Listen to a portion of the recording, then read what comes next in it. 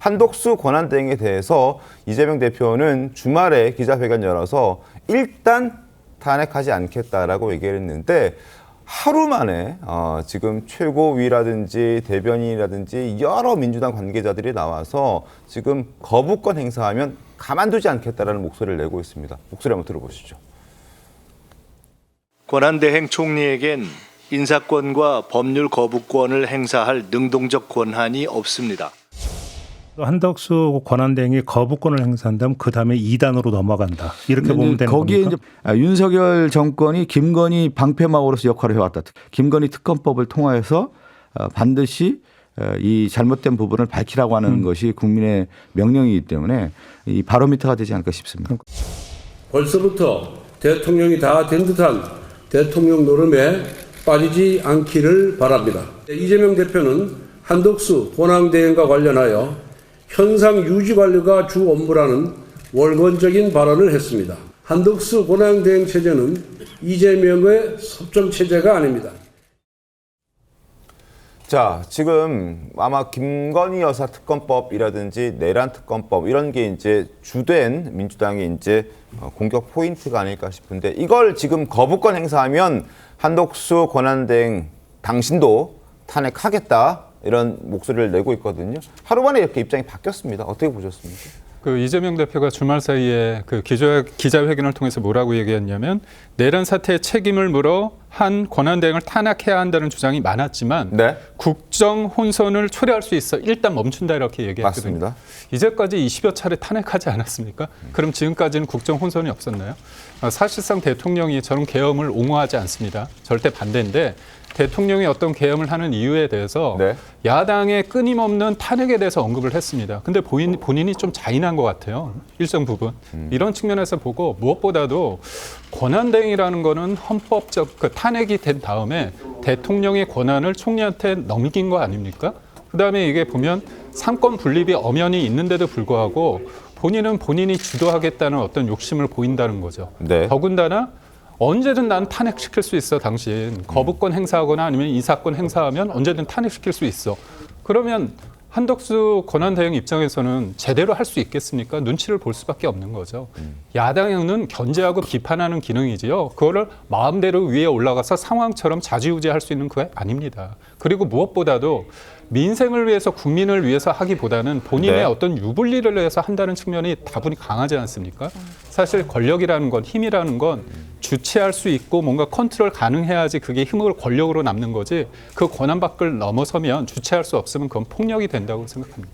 김 대변인 하나만 더 여쭤볼게요. 지금 한덕수 권한대행이 이제 내란의 공범 네. 가담한 혐의가 있기 때문에 최소한의 권한만 행사해야 된다 이런 주장이고 그래서 거부권도 쓰지 말아야 된다 이런 주장인데 반대로 야당은 지금 또 헌법재판관 임명은 또 권한대행이 사인해줘야 된다 이런 주장을 동시에 내놓고 있거든요. 이 권한은 안 되고 이 권한은 되고 이런 맞습니다. 사태 아닙니까? 그 권한의 기준이 본인들 마음 아닙니까? 이재명 대표를 위한 거 아닙니까? 그게 문제라는 거죠. 권한을 주려면 다 줘야죠. 권한 대행의 어떤 범위 내에서 쓸 수 있게끔 하는데 그 기준이 왜 본인들 마음이라는 겁니까? 그건 이해할 수 없는 거고. 그러니까 지금 탄핵이라는 어떻게 보면 많은 국민들이 우려하고 어떤 안타까운 일이 벌어졌는데 국정은 지속돼야 됩니다. 네. 그렇기 때문에 헌법의 기초에서 권한 대행이 생긴 거죠. 그분은 대통령입니다. 근데 왜 본인이 권한에 대해서 헌법이 아니라 본인이 그거를 좌지우지하고 규정을 하는지 전 모르겠습니다. 그러니까 사실 조기 대선이 될 수도 있고 안 될 수도 있지만 네. 제3자가 봤을 때 당연히 벌써 대통령 돼서 점령군처럼 행동하는 거 아니야? 그런 어떤 비판을 받을 수 있는 행동은 본인이 안 하는 게 맞다고 보고요. 무엇보다도 저는 조금 더 기분이 나쁜 것은 뭐냐면 이재명 대표는 막 웃는 낯으로 굉장히 통합적인 리더십 보이는데 최고위원분들은 굉장히 강하게 비판하지 않습니까? 압박을 하지 않습니까? 굿캅, 배드캅 역할놀이를 하는 것 같은데 국민들이 모르지 않습니다. 네, 뭐 역할 놀이라는 표현까지는 조금 그렇습니다만 각자 이제 역할을 분담해서 이런 메시지를 내는 것 같다 이런 주장이신데 신 의원님 또 궁금한 게 이 민주당도 과거에 이제 박근혜 전 대통령 탄핵할 때 당시 이제 황교안 권한대행이 헌법재판소장 대행을 임명하는 사인 거기 할 수 없다 이런 주장을 했던 것 같거든요. 지금과 그때 다른 겁니까? 실제로 지금 헌재 임명을 하면서 심리와 이제 결국에는 탄핵에 대한 수추의 판결을 해야 되기 때문에 지금의 점에서 가장 중요한 거는 윤석열 대통령이 탄핵의 위기에 있을 때 그 부분을 어떻게 빠르게 정리하고 국정을 안정적으로 운영하냐에 대해서 민주당은 고민하고 있다라고 말씀을 드리겠습니다. 6명밖에 없기 때문에 3명에 대한 국회의 역할을 최선을 다할 수밖에 없는 것이고, 그러다 보면은 결국에는 지금 이 헌재의 재판관을 임명할 수 있는 사람은 권한대행밖에 없지 않습니까? 그렇기 때문에 자기의 역할을 하는 거에 대해서 그 목소리를 낼 수밖에 없다. 그리고 국회가 추천을 하면 그거에 대해서 임명을 할 수 있는 권한을 갖고 있는 건데, 우리 김기흥 부대변인께서도 말씀하시긴 했지만 지금 권한대행이 그럼 어디까지의 그런 역할과 임무를 행사해야 되느냐, 워낙에 초유의 사태이기 때문에 우리가 이전에 뭔가 선례도 없고 어디까지가 적극적으로 또는 소극적으로 아니면 관리형으로 해야 될지에 대해서 국민적인 합의가 이루어진 적도 없다. 그렇기 때문에 또 이것이 한 번에 또 이게 뭔가 갈등의 소지가 있다는 거에 대해서 매우 우려스러운 부분이 네. 있기는 합니다. 알겠습니다. 한덕수 총리를 민주당에서 봤을 때는 지금 그 비상계엄에 대한 내란죄에 고발이 된 피고발인으로서의 또 하나의 리스크가 있기 때문에, 그럼에도 불구하고 고민한 결과에서는 한덕수 총리, 최상목 그다음 경제부총리, 이주호 장관으로 갈 때는 한덕수 총리가 가장 안정적으로 지금으로서는 운영할 수 있는 사람이라는 것을 존중해 줬기 때문에 너무 적극적인, 마치 윤석열 대통령의 아바타처럼 권한을 행사한다 그러면 그조차도 견제할 수 있는 대상이 된다고 민주당이 생각하는 것입니다. 알겠습니다. 권성동 원내대표가 오늘 원내대표 회의에서 이런 얘기를 했군요. 과거 황교안 권한대행도 탄핵안 인용 이후, 그러니까 박근혜 전 대통령의 탄핵안이 헌재에서 인용된 이후에 재판관을 임명한 전례가 있다. 지금 상태는 권리가 아닌 직무 정지이기 때문에 한덕수 권한대행은 탄핵 결정 전까지 헌법재판관 임명을 할 수 없다라고 이제 법률가 출신이긴 합니다만 본인의 해석을 좀 덧붙여서 오늘 회의에서 얘기를 했던 것 같습니다. 방금 권성동 원내대표의 말에는 반론을 할 수밖에 없는데요. 그 당시에는 인용된 이후라서 한 게 아니라요. 그 이전에는 그 대통령 지명목, 지금 헌법재판관 9명은 3명은 대통령이 지명하고 3명은 대법원장이 지명하고 3명은 네. 국회가 지명하지 않습니까? 맞습니다. 추천하지 않습니까?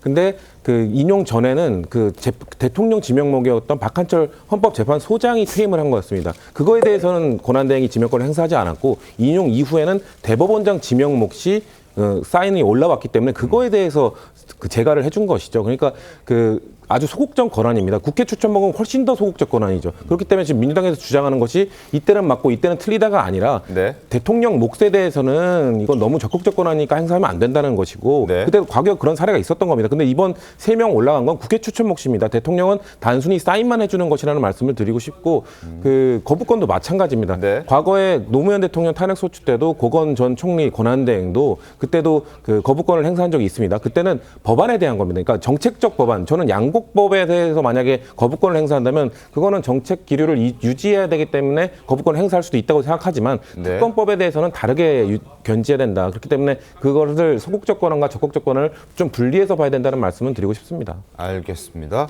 그리고 김상훈 의원도 한마디를 했네요. 권한대행은 입법 횡포에 대해서 제2요구권을 행사해야 한다라는 그런 목소리까지 지금 국민의힘에서는 내고 있는 그런 상황입니다. 그건 저희가 국회를 해산한다는 게 아니고 거부권이 제2요구권 아닙니까? 이 부분에 대해서 한번 국회가 더 논의해달라는 겁니다. 그래서 만약에 200명이 넘으면 받아들일 수 있는 거거든요. 무조건 안 받겠다는 게 아니라 대통령, 행정부가 가질 수 있는 권한이라는 측면을 말씀드리고요.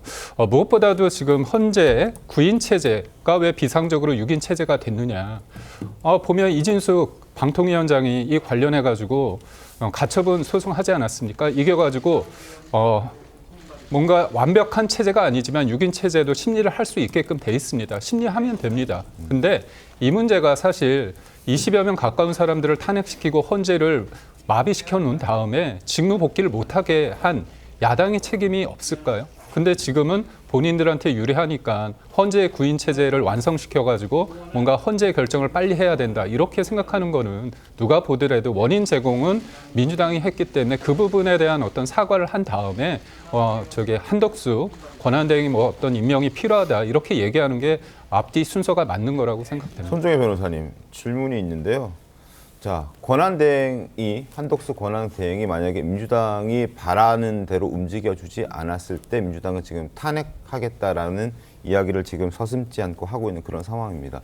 만약에 그랬을 때 탄핵소추안이 국회에 이제 가면 어떻게 됩니까? 국무위원, 그러니까 총리로서의 탄핵 기준이 적용되는 건가요? 아니면은 권한대행, 그러니까 대통령의 기준이 적용되는 건가요? 어떻게 됩니까? 그 탄핵의 기준은 결국은 이제 국민이 선출한 또는 국가 공무원 비슷합니다. 헌법소 관점에서 헌법 질서를 위반한 헌법상과 또는 법률상 위반 행위가 있었는지를 기준으로 삼고 있기 때문에 명확하게 이 사건 같은 경우는 내란 행위를 알고 모의에 참여하고 그에 적극적으로 가담하거나 모종의 역할을 했다라고 한다면 탄핵소추 요건으로서의 법률 위반, 헌법 질서 위반이 인정이 되기 때문에 결국 내란죄가 인정되느냐 안 되느냐, 내란의 어떤 구체적인 행위에 가담했느냐, 모의를 했느냐가 기준이 될 수 있어서 대통령이든 지금 국무총리든 뭐 나머지 군인들, 경찰들 모두 한 가지 기준, 내란이라는 위법한 행위에 가담했는지 여부에 이제 탄핵 사유가 인정될지 안 될지가 이제 기준이 될 수밖에 없는 사안입니다.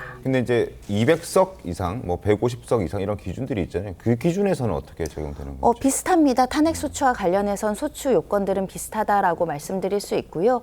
결국은 이 사건이 탄핵까지 갈 때는 아무리 뭐 지금 국무총리로서 국정의 공백을 채우고 메꾸고 모종의 역할이 있다고 하더라도 내란에 가담한 것까지 형사처 그 책임을 면제해 줄 수는 없거든요. 네. 따라서 수사기관이 수사의 범위를 어디까지 넓혀가느냐에 따라서 탄핵을 할지 직무정지를 시킬지에 대한 어떤 평가도 달라질 수 있는 것이지, 다만 정치권에서 민주당이 우리가 원하는 바대로 방향이 설정되지 않는다고 해서 탄핵 소추를 할 수는 없는 거거든요. 즉 정치적인 이해관계에 따라서 탄핵 소추한다거나 하는 것은 국민들의 지탄에 따를 수 있는 것이고, 다만 수사기관에서 지금 내란죄를 수사를 순차적으로 확장해서 하다 보니 국무총리도 가담되어 있다, 네. 누구 장관도 가담되어 있다, 이럴 때는 민주당에서 탄핵 소추를 하는 것이 지극히 당연한 거다, 그런 말씀 드리고 싶습니다. 알겠습니다.